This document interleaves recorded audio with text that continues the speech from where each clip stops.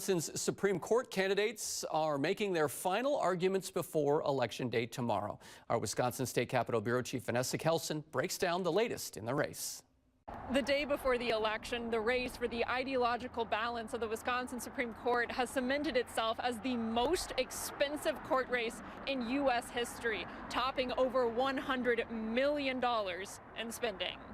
They are so wound up about the money in the race. Conservative candidate and former Republican Attorney General Brad Schimel was in Green Bay on election eve.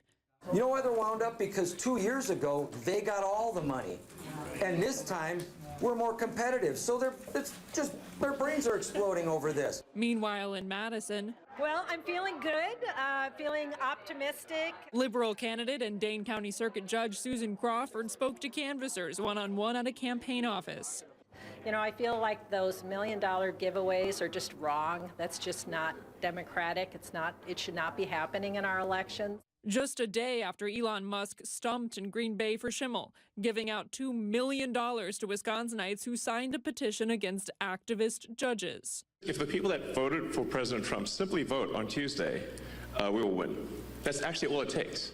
As of the last day of early voting on Sunday, turnout is up 57% compared to the 2023 Wisconsin Supreme Court election.